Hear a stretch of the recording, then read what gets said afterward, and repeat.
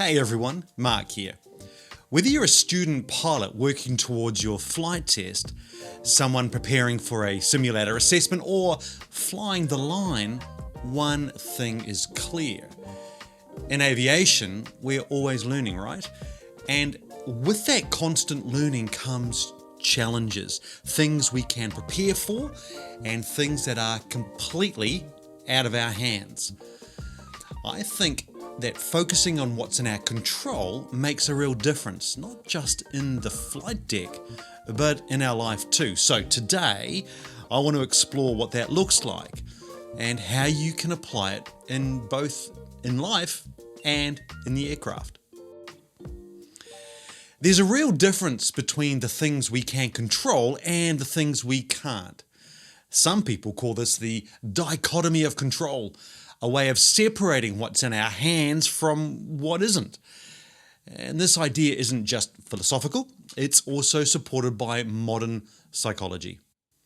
Cognitive behavioral therapy teaches that while we can't always change what happens to us, we can work on how we think about it, how we choose to respond, and that's the part that's always in our control. In aviation, there's always something unpredictable, isn't there? We can't control the weather. If it's going to be stormy, it's going to be stormy. We can't control air traffic control, the delays they give us, holding patterns, or even last-minute changes that can completely change our plans. And despite our best efforts, sometimes a mechanical issue can ground a flight at the worst possible time. And for those of us who operate close to an international airport curfew, that can mean getting stuck overnight in an unexpected hotel stay and missing our kid's birthday the next day. But it's not just in the aircraft. We can't control whether our boss likes us or what our family expects of us. We can't control whether our kids have a tough day at school or if a friend is in a bad mood. And for those of you still training, you can't control whether your flying instructor is having a good day or whether the flight testing officer is in a particularly picky mood. And here's a big one. No matter how hard we try, we can't change the past. What's happened has happened. It's done forever. We can't change it, no matter how much we might want to. And that's okay, because it means we can stop fighting what's already done and put our energy into what's ahead. I think accepting that frees us up to move forward, doesn't it? To learn and to do our best with what's in front of us. It's kind of liberating, really. What we can control, what's always in our hands, is how we prepare ourselves, how we show up, how we respond when things don't go according to plan. First, we can control our actions and decisions. That means how we choose to prepare or how well we brief for a flight, how we plan for those contingencies that pop up, and how we manage our time and our energy. Now, preparation is always in our hands, and that's great. Second, we can control our mindset, and that's a big one. Even when things go wrong, we can choose how we think about it. We can choose to stay calm, can't we? And focused instead of letting frustration or fear take over. It doesn't mean we ignore problems. It means we bring the best version of ourselves to the challenge. Third, we can control our attitude towards others. We can treat our colleagues, our families, and even the stranger in the queue at the cafe with respect and patience. Now, we can't control how they treat us, nope, but we can control how we respond. And finally, we can control how we react to situations that catch us off guard. I think that's where our training, our experience, our mindset all kind of come together. Even when the unexpected happens, we can choose to stay calm, adapt, and focus on what's in front of us. Okay, let's talk about outcomes, the result of everything coming together. Think about it this way. The outcome is shaped by your preparation, your mindset, and decisions, the things you can control, right? And by all the external factors that you can't. Take a flight test, for example. You can control how well you've studied, how thorough your brief was, how you fly the maneuvers on the day. But there are always factors outside your control, like the examiner's mood, sudden changes in the weather, or even a mechanical issue in flight or in the simulator. Yeah, that happens a lot. All of that together shapes the outcome, doesn't it? Whether the flight test goes smoothly, whether you pass with flying colours, or whether you face challenges, perhaps not the outcome you had hoped for, that can lead to valuable lessons for next time. So, on the horizontal axis, it represents what's under your control, your effort, your mindset, your preparation.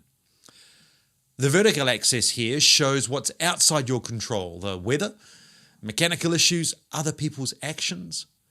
And where these two meet, that's the outcome, the combined result of both. And here's the really interesting bit, I think. While your effort absolutely influences the outcome, you can't fully control it, can you? You can see that. Even if you do everything right, you prepare perfectly, you stay calm and focused, you'll still face factors you can't predict. That's why there's a limit, I guess, to how far your horizontal effort can stretch. No matter how hard you try, you can't just out-effort every challenge. This vertical arrow, those external events, always have a say, and that's okay. Accepting that there's a limit to your influence doesn't mean giving up. It means focusing on what's in your hands and letting go of the rest. And that's where your superpower lies, in your preparation, your mindset, and your ability to adapt. And that's what keeps you calm and confident, no matter what challenges you face, whether in life or in the aircraft. Let's have a think about all those things we've said are in our control. The decisions we make, the way we prepare ourselves, the attitude we bring to our day, how we respond when things go wrong. What do they all have in common? They're not things that happen to us. They're not the weather, they're not the mechanical issues themselves, or even the moods of other people. They're not even what's happened to us in the past. They all start right here, inside us. They're choices, they are decisions we make about how we show up, no matter what's happening around us. I think that's the real insight, isn't it? The things that shape our experience, whether we're in the flight deck, in the middle of a flight test, or at home, they aren't just the events themselves, are they? It's the way we respond to them. No one can take that away from us. No one can control our mindset unless we hand that control over to them. There's a powerful example of this in the story of Malala Yousafzai. She was just a teenager when she survived an attack to silence her. But instead of letting that define her, she chose to focus on what she could control, continuing her education, speaking out for girls' rights, and sharing her story and advocating for change. In my house, she's well respected. She stands as an incredible example of how focusing on what we can control and moving beyond external influences can make all the difference. All right, so how do we actually put this idea, this focusing on what's in our control, into practice? Well, let's start with you student pilots out there, because it's especially relevant, I think, to when you're learning to fly. As a student, there's so much that you can't control. The weather that cancels your training flight, the traffic circuit that changes on you, perhaps the mood of your instructor that they might be in on a given day. But you can always control how you prepare for your lesson, right? How you study, how you handle these types of setbacks. Focusing on that helps you stay confident and resilient, no matter what happens. And it doesn't stop when you finish training. As pilots, we're constantly dealing with this unexpectedness, these delays, mechanical issues, last-minute changes from air traffic control.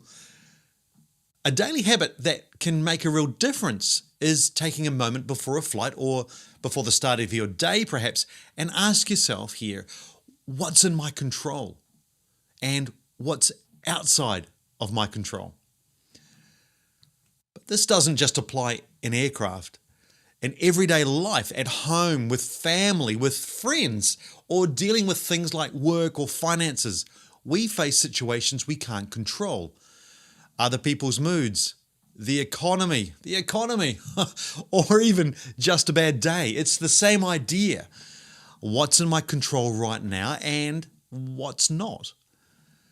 That simple question helps us focus our energy on what actually matters rather than getting caught up in things we can't change.